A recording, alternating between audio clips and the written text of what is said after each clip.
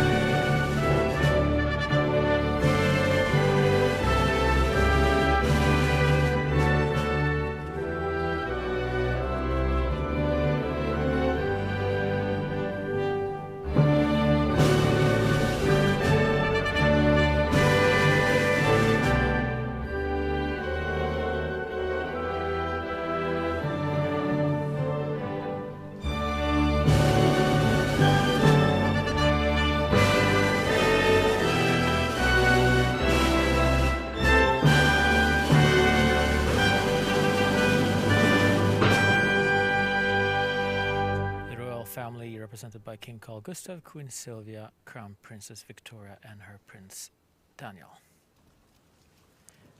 And now over to our host this evening, actress Lena Olin. Your Majesties, Your Royal Highnesses, esteemed Nobel laureates, ladies and gentlemen, good evening and welcome to the Nobel Prize Ceremony 2021. Dear laureates, you give us hope. Hope to understand more, hope for compassion, and hope for peace. And you have done so for the 120 years that the prize has been awarded. Now, it's our responsibility to translate that hope into action. Your work and groundbreaking discoveries throughout the years have opened our minds to unknown worlds, brought us cures, scientific knowledge, and social justice. Our hope is that recognizing your achievements will not only serve to thank you for enhancing our lives, but also inspire young, brilliant minds all over the world to follow their dreams, to be curious, persistent, and passionate. This year's prizes span a wide range. Fundamental insights about how we perceive the world, patterns in chaos, human impact on climate, chemical reactions, the experience of refugees in a colonial and post-colonial world, and the courageous fight for freedom of speech. Once again, welcome, dear audience here in our beautiful City Hall of Stockholm, to our viewers around the world, and of course, most of all, a warm welcome to you, dear Nobel laureates, to tonight's celebration in your honor. First now some music. Mozart.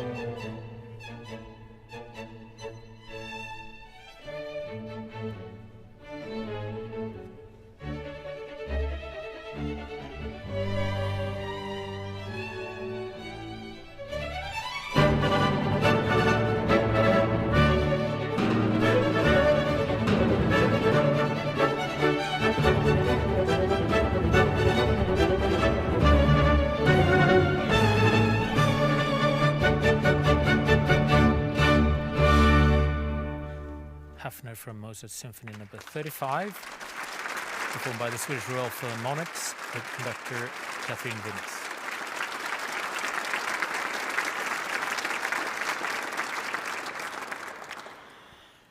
The world is still in the grip of a pandemic. But, nevertheless, the Nobel Foundation has been determined to celebrate this year's laureates in a slightly modified ceremony. Traditionally, the ceremony takes place in the Stockholm Concert Hall and the banquet here in the City Hall. Tonight, thankfully, we were able to move the Royal Philharmonic Orchestra temporarily out of their home to join us here. Music has always been an important part of the Nobel Day, and this year is no exception. A rhapsody spanning across genres, eras, and nationalities will accompany tonight's ceremony. And to begin the celebrations, it is my pleasure to welcome this evening's host, the Nobel Foundation's, the chairman of the Nobel Foundation, Professor Carl-Henrik Heldin.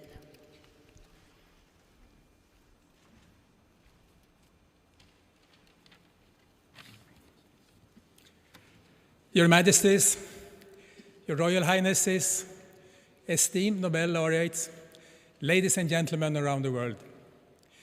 On behalf of the Nobel Foundation, it's a great honor for me to welcome you all to this year's Nobel Prize award ceremony. The ongoing coronavirus pandemic still affects our lives in a profound manner. Like last year, the Nobel Award, diploma, and medals have been handed over to you, our Nobel laureates, in your home countries. And today, you will be honored and celebrated here in the City Hall of Stockholm. Throughout the pandemic, we have been reminded about the importance of science to find solutions to complicated problems. With remarkable speed, scientists all over the world manage to characterize the virus, to elucidate how it infects people and how it gives rise to disease. Vaccines were made in record speed and shown to be working. By collaborating, science and scientists have been spectacularly successful. However, to equitably share the results of science has often proven to be more difficult. Now we have to make the vaccines and the knowledge about how important they are reach all people in all countries. But an even greater challenge is perhaps to build trust in science and to communicate science in a way that resonates with us as human beings, with all our fears and doubts. How can we make people trust in scientific facts rather than rely on unverified information and even conspiracy theories? This is an important task for us if we are to be successful in dealing with our common challenges. Global problems can only be solved by global collaboration performed in good faith. This year's Nobel Prize drew attention to several of the issues facing humanity. They tell us that climate change is not a political opinion, it is scientific facts. They tell us that freedom of expression is something we have to protect and fight for. And they tell us about the disruption experienced by refugees who are forced to leave their homes. Alfred Nobel believed in our ability as humans to constantly develop and improve the world around us. More than ever, we need what Alfred Nobel called for: great effort for the benefit to humankind. And we need collaboration between disciplines and across borders. Earlier today, in Oslo, the Nobel Peace Prize for 2021 was awarded to Maria Ressa and Dmitry Muratov for their efforts to safeguard freedom of expression, which is a precondition for democracy and lasting peace. Their courage and devoted work are an inspiration to all of us. And now we will celebrate outstanding achievements in physics, chemistry, physiology or medicine, literature, and economic sciences that have all contributed to the greatest benefit to humankind. Again, a warm welcome to the 2021 Nobel Prize Award ceremony. Thank you. And now a musical interlude with music composed by Dorcas Cochran, Henry Salvador, and Quincy Jones. With soloist Karin Hammar on trombone.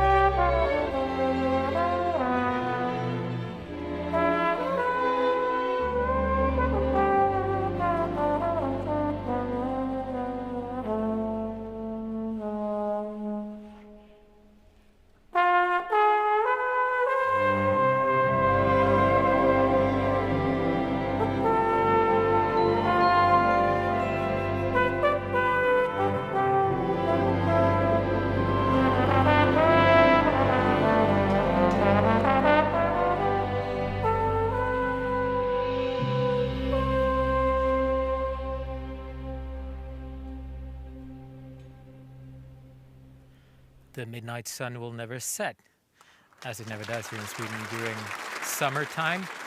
But this time of year it's almost always dark, just as in the Stockholm City Hall right now.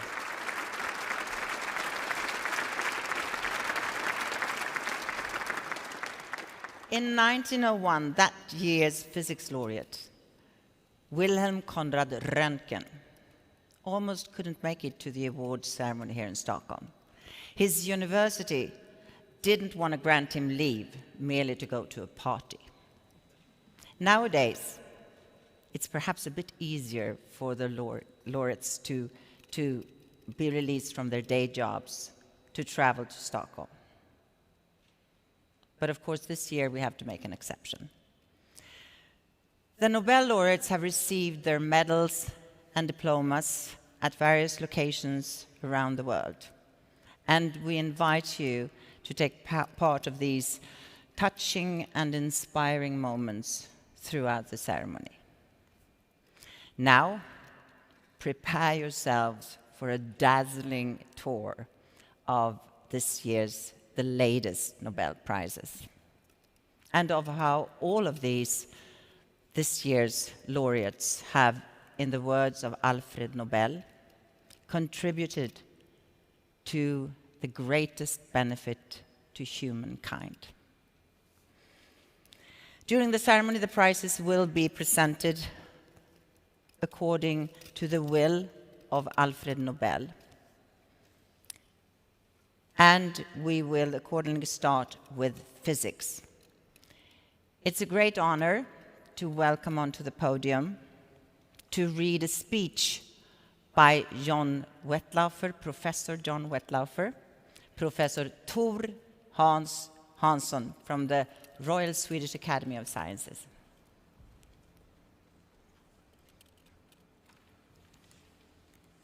Your Majesties, Your Royal Highnesses, esteemed Nobel laureates, colleagues in the international community of scholars, ladies and gentlemen.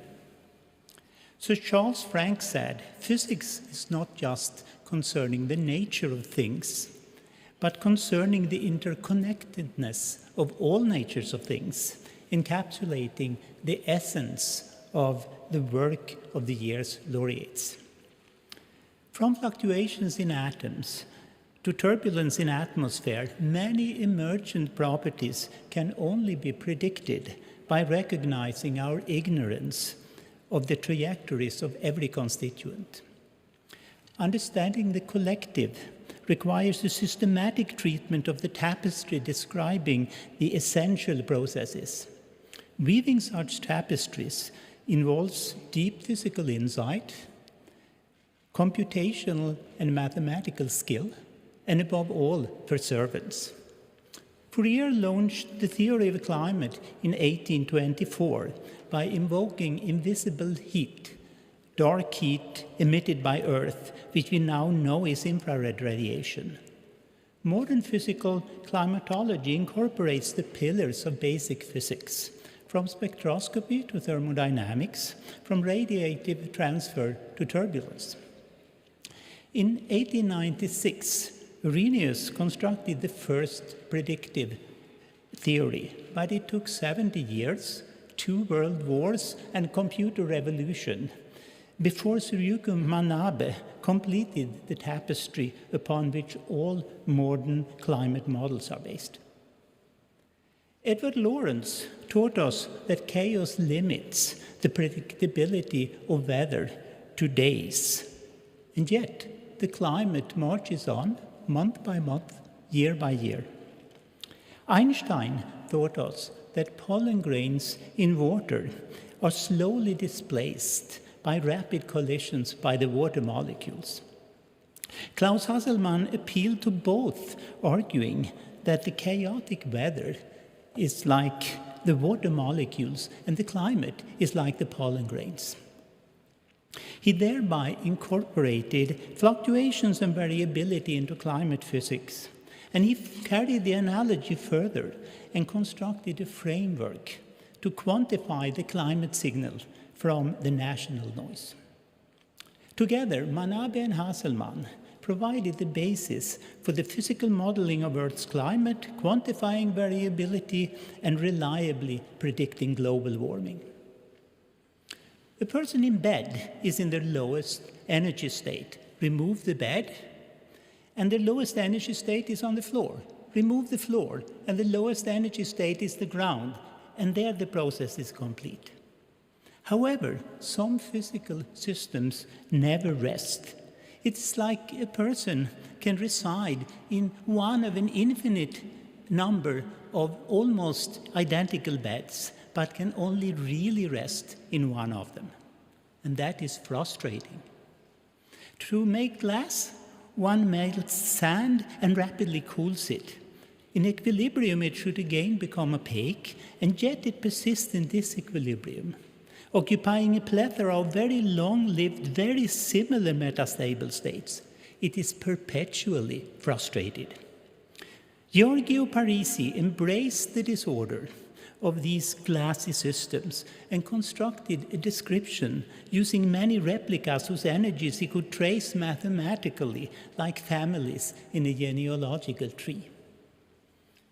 The energetic landscape of such frustrated systems are found in regular glasses, in granular materials, in certain forms of laser light, and many other systems. And so general, and all these systems are frustrated in their own way, in their own manner. And so general are Giorgio PARISI's predictions that they capture the behavior of a vast landscape of complex, disordered systems. Dr. MANABE, Professor HASSELMANN, Professor PARISI, you have been awarded the 2021 Nobel Prize in Physics for groundbreaking contributions to our understanding of complex physical systems.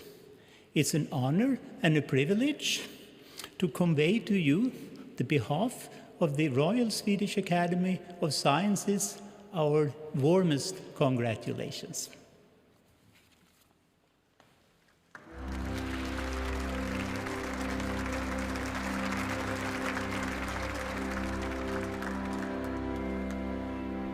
Physics laureate SYUKURO MANABE received it on the 6th of December at the National Academy of Sciences in Washington, D.C. And the medal and diploma was handed over by Sweden's ambassador, Carl-Henrik Heldin.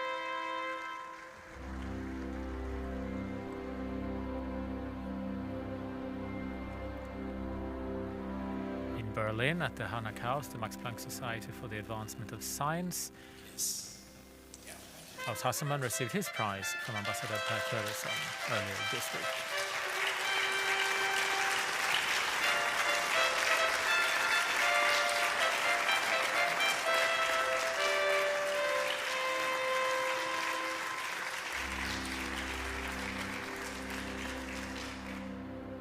And physics laureate Giorgio PARISI received his diploma and medal during a ceremony at the Sapienza University in Rome, where he received his degree in 1917 as Professor of Quantum Theories. The prize is handed over by Swedish Ambassador JULIUS.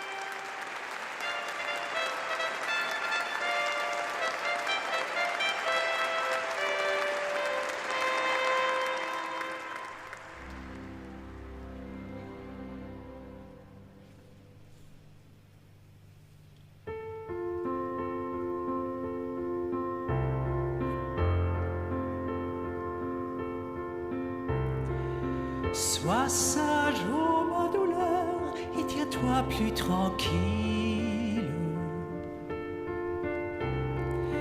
Tu réclamais le soir, il descend, le voici. Une atmosphère obscure enveloppe la ville. Aux uns portant la paix, aux autres le souci. Pendant que des mortels, la multitude file. Sous le fouet du plaisir, ce bourreau sans merci.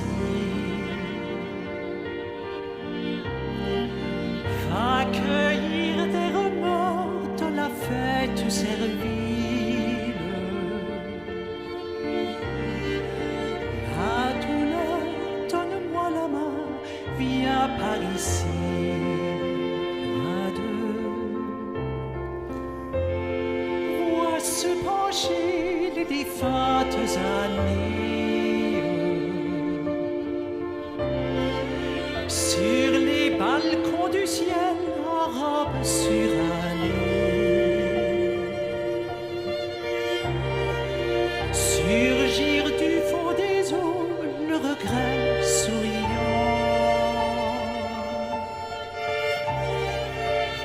Le soleil moribond s'endormir sous une arche.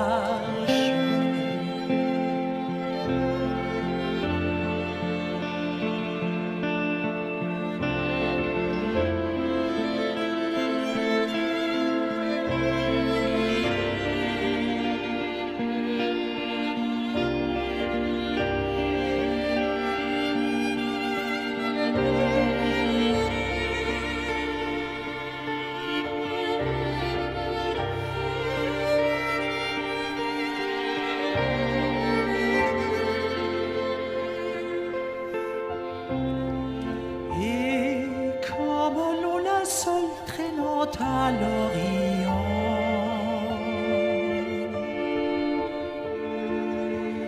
entend la douce nuit qui marche, la douce nuit.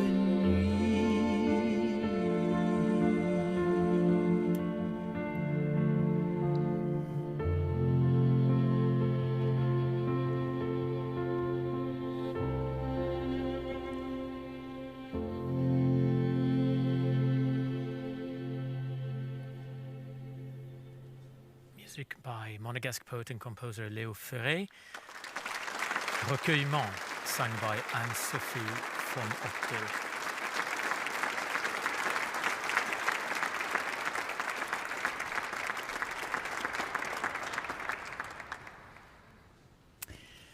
Alfred Nobel's most famous invention is undoubtedly dynamite. An invention that demonstrates how chemical reactions can be both powerful and useful if we learn how to control them. Here to honor the laureates in chemistry, let me welcome onto the podium Professor Peter Somfaj from the Royal Swedish Academy of Sciences.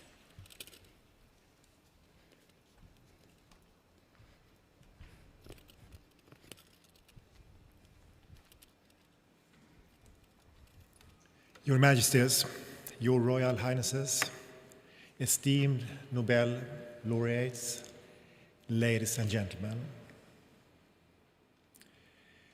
We all have an intimate relationship to molecules, but most of the time we are just not aware of it.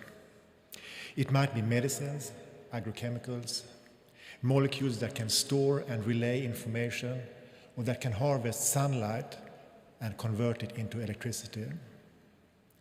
Our knowledge of how to design and make such molecules is closely related to the progress of our society. Many organic molecules can exist as non-identical mirror images of each other. It is just like with our hands, similar but mirror images. Such molecular mirror images can have different properties. For example, one mirror image of medicine can have the desired property, while the other mirror image have an undesired effect or no effect at all. There is thus a need to be able to selectively produce only the mirror image of a molecule that has the desired property. Today, this can, for example, be achieved by using enzymes or asymmetric metal catalysis. A catalyst is a substance that accelerates the rate of a chemical reaction, but is not consumed and remains unaffected. It is a very beautiful concept that is central to chemistry. The formation of almost all molecules that we are made of and use in everyday life involves catalysis. Enzymes consist of several hundred amino acids, while only a few of them are responsible for the catalytic activity. Benjamin List showed that the complexity and activity of an enzyme could be reduced to a single amino acid, L-proline. This amino acid, a small organic molecule, is able to catalyze the same reaction as the enzyme and selectively produce only one mirror image of the product. In asymmetric metal catalysts, the metal atom is responsible for the catalytic activity by activating the starting material.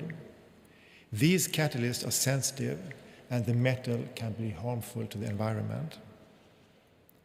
David MACMILLAN designed a small organic molecule, an imidazolidinone, and demonstrated that it achieves similar activation and efficiency in a Diels-Alder reaction as a metal catalyst, selectively producing only one mirror image of the product.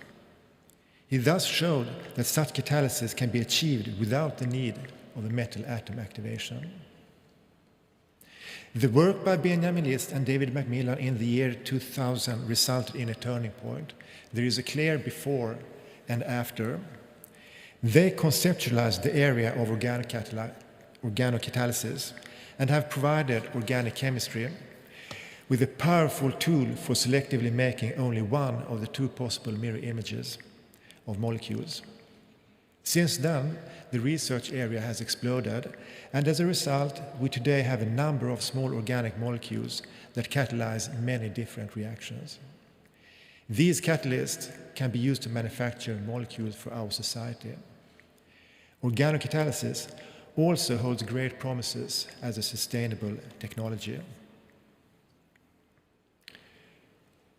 Benjamin List and David MACMILLAN, developments in organic synthesis that clarify new principles for inducing reactivity and controlling reaction pathways are central to the advancement of the discipline. Your work on asymmetric organocatalysis is a pioneering contribution to the area and has provided organic chemistry with a new powerful tool, the third pillar of catalysis. On behalf of the Royal Swedish Academy of Sciences, it is my great privilege to convey to you our warmest congratulations.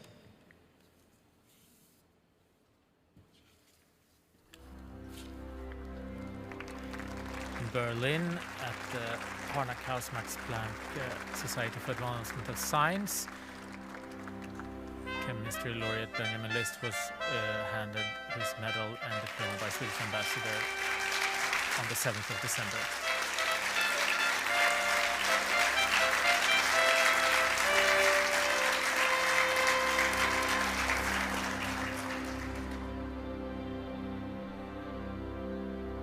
And Scottish-British David MACMILLAN, who works in the United States these days, received his Nobel Prize in Chemistry in Washington, D.C. at the National Academy of Sciences.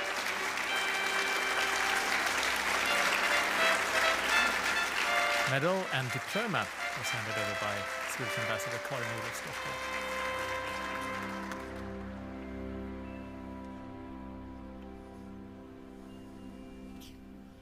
The musical performance now will be a combination of some Swedish folk music with soloist Ann-Sofie von Otter and Bengan Jansson.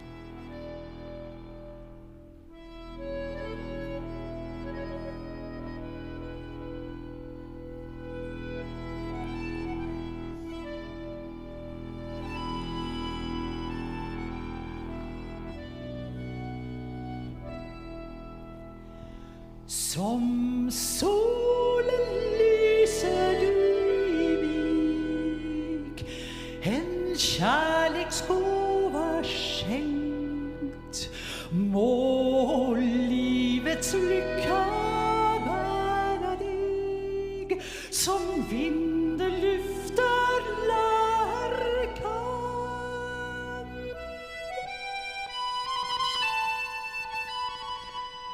Som solen lyser du i mig, en kärleksgåva skänkt, må livets lycka bära dig, som vinden lyfter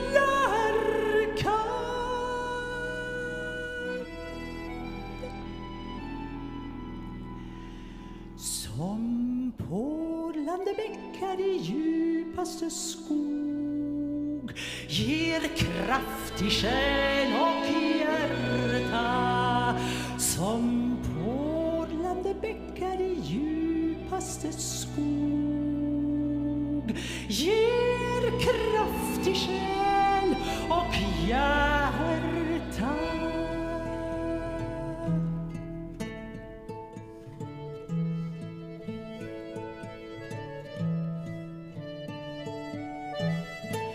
Det brinner en eld, det brinner klar, den brinner i tusen glansar. Det brinner en eld, den brinner klar, den brinner i tusen glansar. Så vänd dig om, ta mig i famnen en gång och låt mig då ta med dig. Så vänd dig om, ta mig i famnen en gång och dansa med mig mera. Så vänd dig om, ta mig i famnen en gång och dansa med mig mera. Så vänd dig om, ta mig i famnen en gång och dansa med mig mera.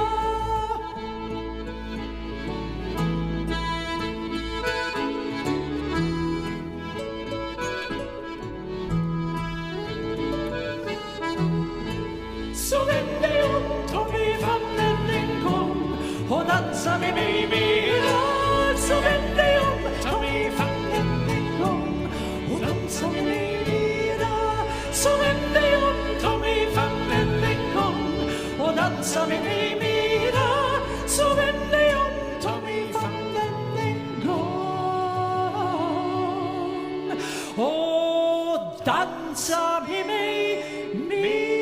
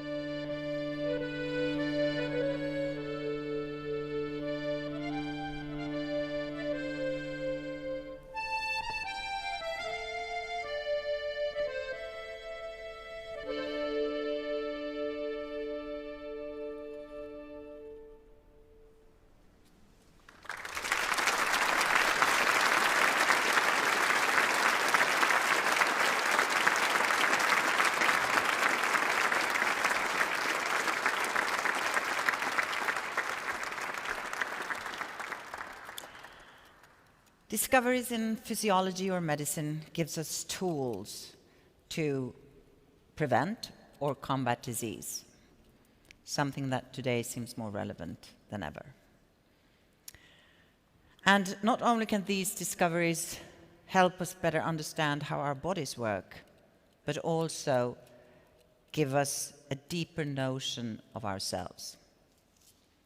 To honor the laureates in physiology or medicine, it is a pleasure to welcome onto the podium Professor Patrik Ernfors from the Nobel Assembly at Karolinska Institutet.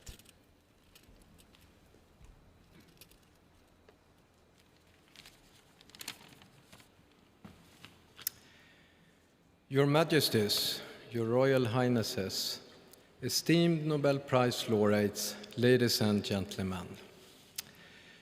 One of the great mysteries of humankind is the question how we sense our environment. We can see the brilliance of colors, taste the food we eat, listen to sounds, and bask in the myriads of odors and fragrances that surrounds us.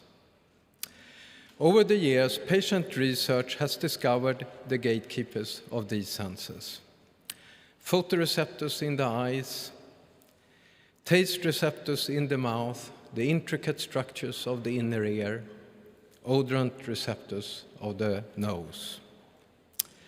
However, we are also equipped with another sense by which we experience the world: the ability to feel temperature and touch. The body-based sense of temperature and touch is needed for us to be able to perceive the nuanced and rich world around us. Forged through millions of years of evolution, it is highly sophisticated and has incredible sensitivity and precision. It had been known for a long time that nerves present in our skin and organs are responsible for extracting information about our environment. But a crucial unsolved question remained. What are the sensors that allow the nervous system to detect touch and temperature? The discovery of temperature sensors began with an interest in the chemical compound capsaicin present in chili peppers, which gives rise to the hot and spicy sensation experienced when eating spicy food. David Julius, after diligent search, identified the sensor for capsaicin. And when Julius investigated its ability to respond to heat, he realized that he had discovered a heat-sensing receptor. Through this discovery and the work that followed, Julius has provided insights about how we can gain awareness of ambient temperatures, such as feeling a hot cup of tea, the coolness of a shower, or pain when touching a hot stove. That feeling of pain warns us of the occurrence or threat of bodily injury. Without this ability, we would be unable to protect ourselves from what is harmful. The discovery of temperature sensors was a great breakthrough, but the mechanism for sensing touch remained an enigma. ARDEM PATAPOUTIAN discovered after strenuous efforts a novel class of proteins specifically tuned to respond to mechanical stimuli. The discovery by PATAPOUTIAN of the elusive sensor explains how our nervous system can detect touch and pressure. This explains, for example, how we can perceive objects we explore with our fingertips. It also equips us with a sixth sense, which allows us to keep track of where our limbs are in the space. Without this ability, we would be unable to maneuver our arms and legs, for example, while walking or when drinking that cup of hot tea. The 2021 Nobel Prize laureates have explained fundamental mechanisms underpinning how we sense the world within and around us. Our temperature and touch sensors are used all the time in every day of our lives. They continuously keep us updated about our environment and without them, even the simplest of our daily tasks would be impossible to perform. David Julius and ARDEM PATAPOUTIAN, you have answered one of the most fundamental questions in human physiology. Your discoveries represent a paradigm shift in our understanding of how we can perceive and interact with our surroundings. On behalf of the Nobel Assembly at Karolinska Institutet, it is my great pleasure to convey to you our warmest congratulations.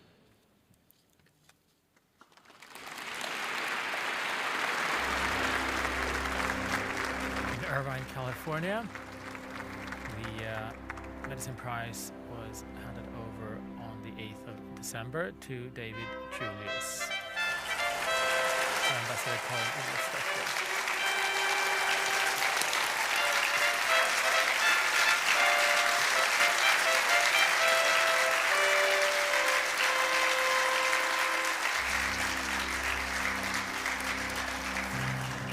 To ARDEM PATAPOUTIAN, born in Lebanon, emigrated to the US in '86, where he 10 years later took his PhD at Caltech.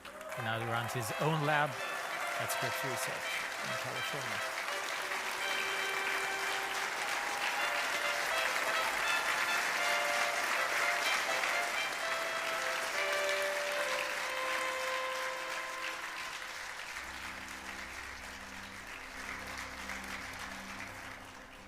And here in the Stockholm City Hall, where we only have 250 guests, about 1,000 less than normal, usually.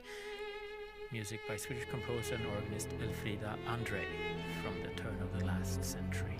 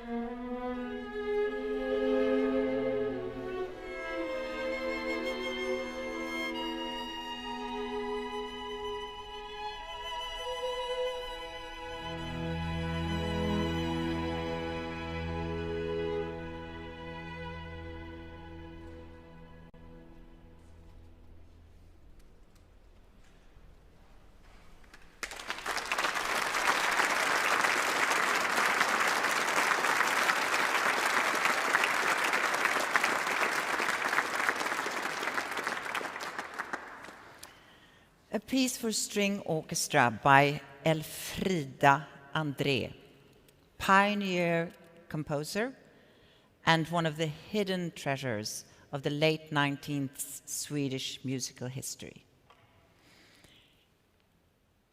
Imagination is more powerful than knowledge. Knowledge is limited. Imagination encircles the world. An inspiring quote from perhaps the world's most famous scientist, Albert Einstein. In our constant search for truth, fiction and imagination is sometimes the straightest way to reality. Presenting this year's laureate in literature, author Ellen Mattsson from the Swedish Academy.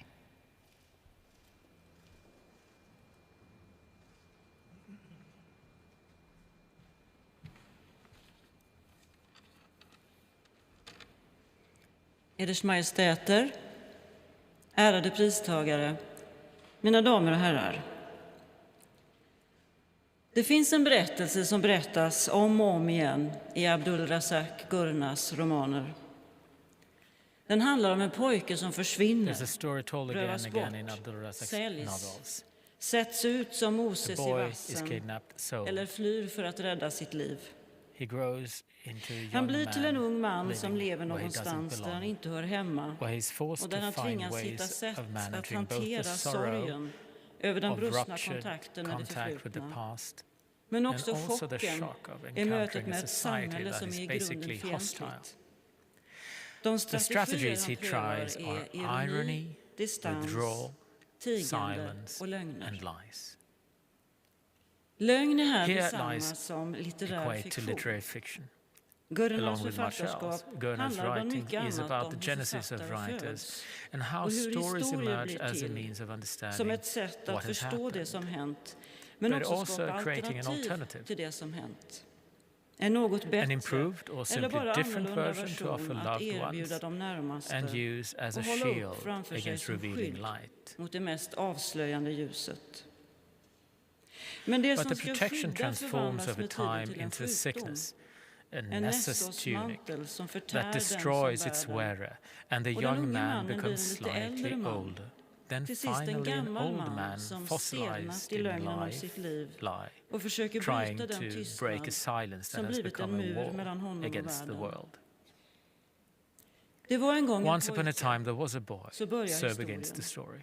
I tidernas begynnelse, det är så historien börjar. Författarens uppgift är att se till att historien fortsätter. Att underordna sig och föra den till slut. Först när den är fullbordad kan vi förstå betydelsen av alla dessa händelser och förlopp. De gåtfulla band som binder människorna samman och den djupaste meningen i slutackordet som allting leder fram till. Först när det har klingat ut blir musiken hel och begriplig. Det är vår tids historia och alla tiders som gestaltas i romaner som Pilgrim's Way, Paradise, Afterlives och Desertion. Om att förlora sin plats i världen och söka en ny.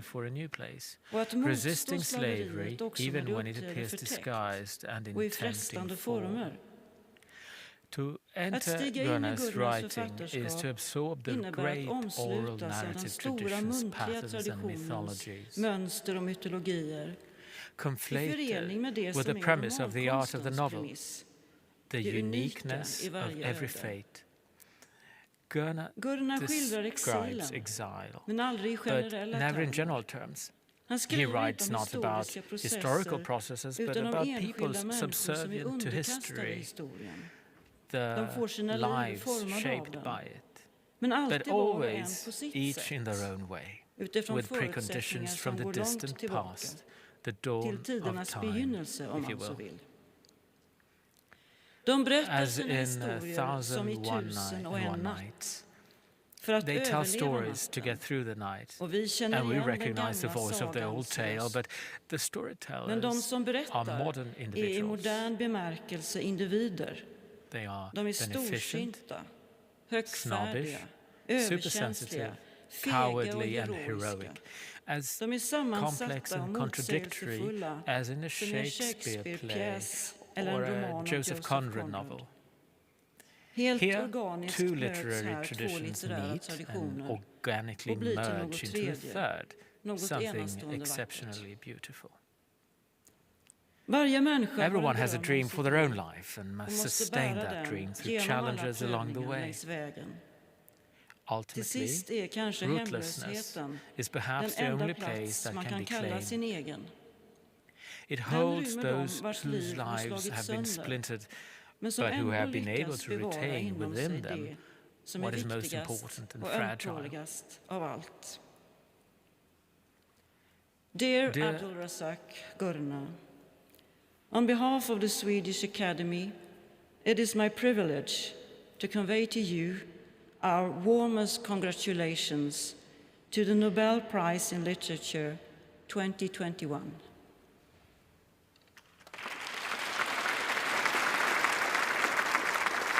The Diploma and Nobel Medal was presented to Literature Laureate Abdul Razak Gurna in London, UK, where he lived since he moved there as a refugee in the 70s. He was born in Zanzibar in 1948. Ambassador Michaela Kundling-Granit handed over the medal and diploma at the Swedish ambassador's residence.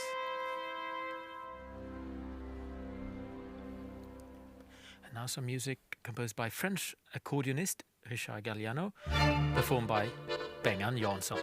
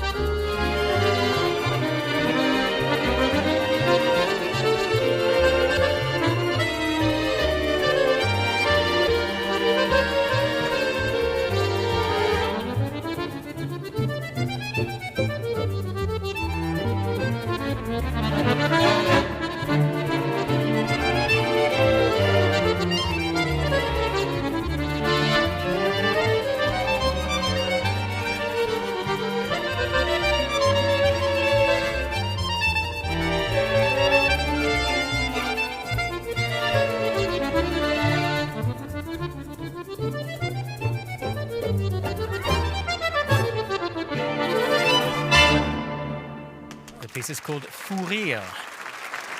And after that crazy laughter on accordion, it is time for some natural experiments.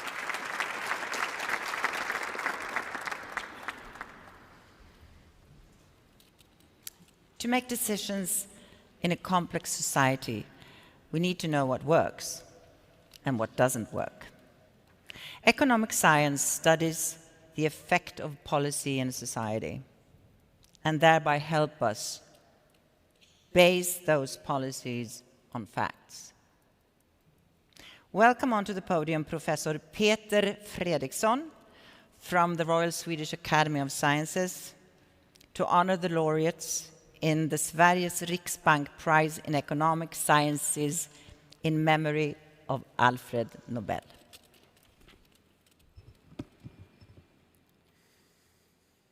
Your Majesties, Your Royal Highnesses, esteemed Nobel laureates, ladies and gentlemen. As social scientists, we frequently face important questions that seem very difficult to answer. One of these surfaced during the current pandemic. What is the impact of school closures on the spread of the COVID-19 virus?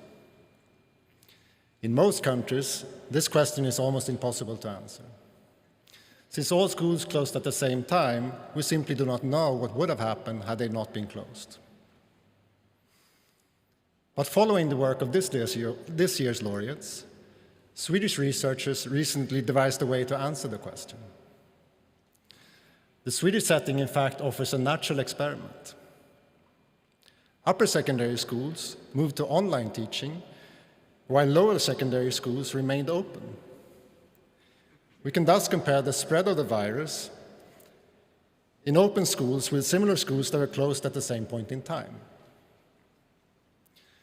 The researchers have shown that school closures reduced reported infection rates among teachers by 50%, and that there was also a decrease, albeit smaller, among parents. School closures also reduced the spread of the virus to elderly homes. A similar research strategy could be used to examine the other side of the coin. That is, how school closures affected student learning. But we will have to await the arrival of reliable data before we can answer this question. As the example illustrates, natural experiments are unintended experiments that occur without the interference of researchers.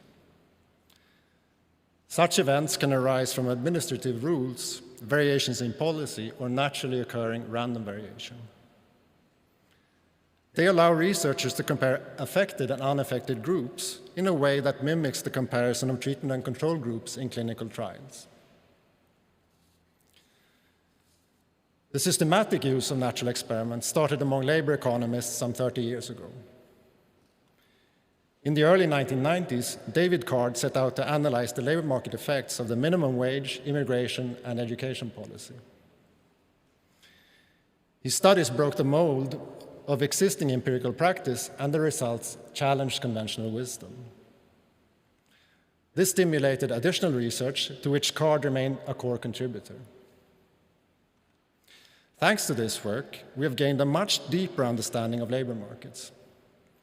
We now know, for example, that raising the minimum wage has only a small negative employment impact in most settings, and that educational policies can affect inequality in the labor market to a greater extent than was previously thought. Data from natural experiments are more difficult to interpret than data from controlled clinical trials. To illustrate why, suppose you extend compulsory education by a year in some regions, but not in others. Such a policy change does not affect all students in the same way. Some students would have kept studying anyway, and for them, the value of education is often not representative of the entire group. What can we conclude about the effect of prolonging compulsory education in such a scenario? Joshua Angrist and Guido Imbens showed that it's still possible to estimate a well-defined effect of such an intervention. Their framework has improved our ability to establish causal effects and interpret the results. And it's been widely adopted in applied research. Dear Professors Card, Angrist, and Imbens, you have shown that important questions for society can be answered using natural experiments. Your research has given us new insights about the labor market, and you've clarified what conclusions about cause and effect that can be drawn from natural experiments. Together, you have revolutionized empirical work in the economic sciences. Thanks to your research, our ability to answer causal questions of great importance to us all has improved tremendously.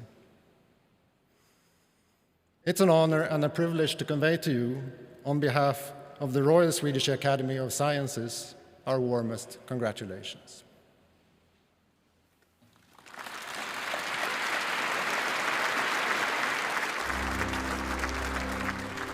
In Irvine, California, the prize in economics was handed over to David Card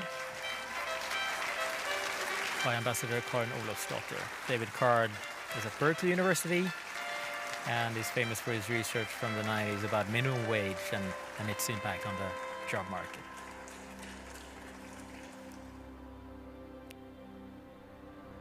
And in Washington, D.C.,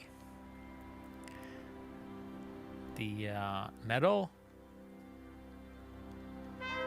was handed over to Joshua Angrist from MIT, where he loves to teach and make econometrics fun to learn. Joshua Angrist likes to go biking in his spare time.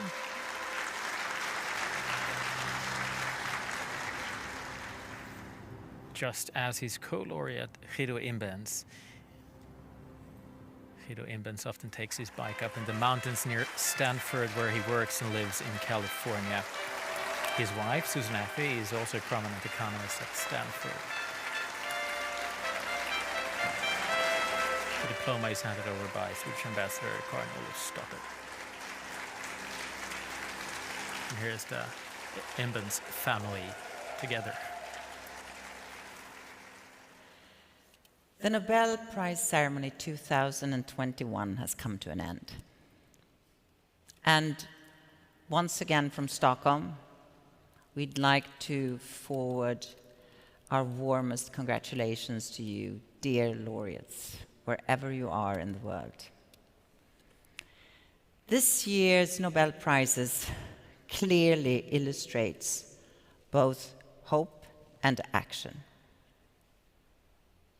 They are also all dedicated to truth in various forms, scientific knowledge, the human experience, and the fundamental right of journalists to report facts. The dedication to truth gives us hope, but even more demands action. We need to treasure that, be part of it, and never, ever take it for granted. Thank you all, and again, warmest congratulations from a winter-cold Stockholm to the Nobel Laureates 2021.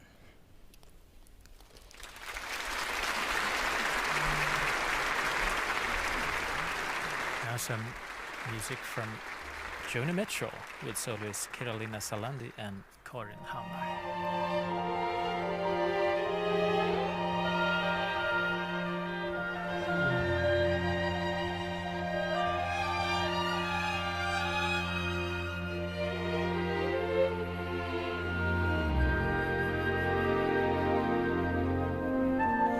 Rose and flows of angel hair and ice cream castles in the air, feathered canyons everywhere.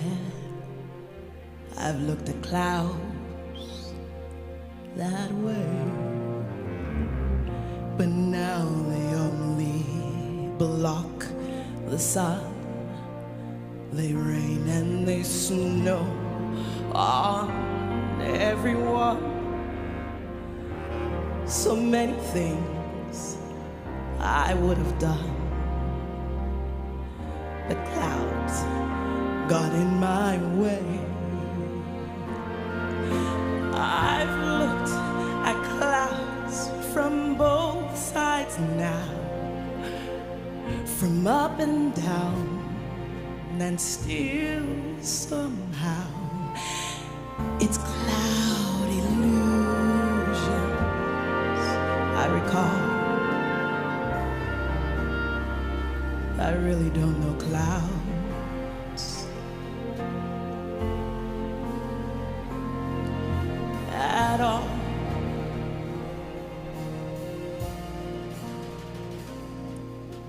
Moons and Junes and Ferris wheels, the dizzy dancing way that you feel as every fairy tale comes real. I've looked at love that way, but now it's just another show. You leave them laughing when you go, and if you care, don't let them know. Don't give yourself away.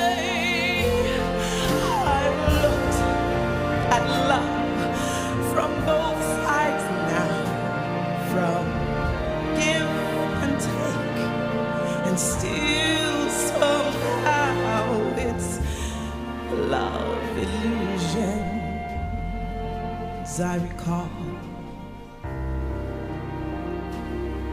I really don't know love. I really don't know love at all.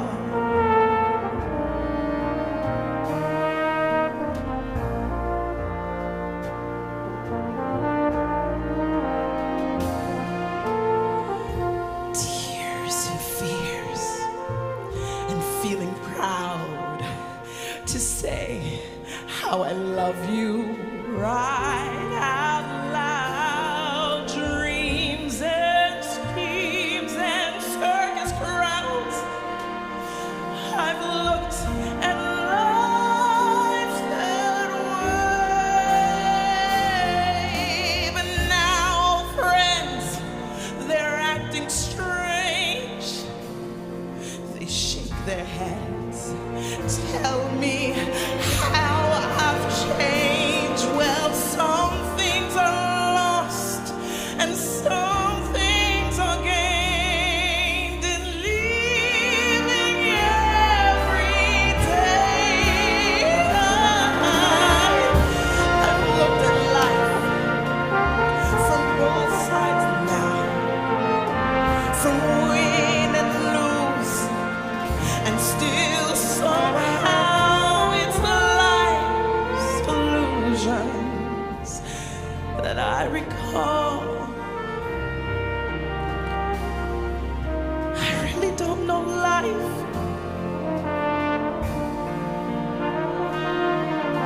I really don't know life at all.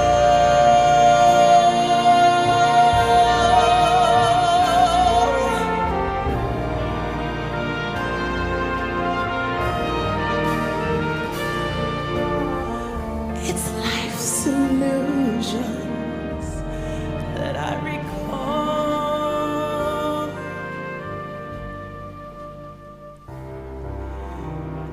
I really don't know life.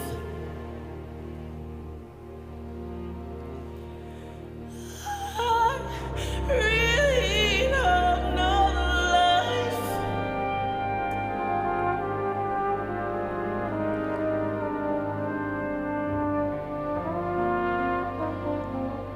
I don't know life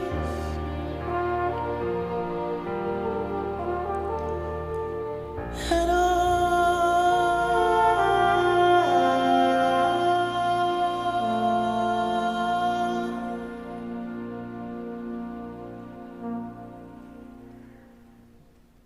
Both Sides Now by Joni Mitchell, with singer Nina Solandi and Karin Hammar on trombone.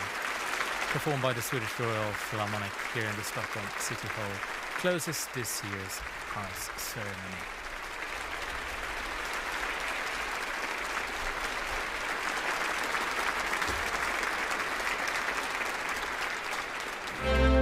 Now to the tune of the Swedish national anthem, the royal family leaves the stage.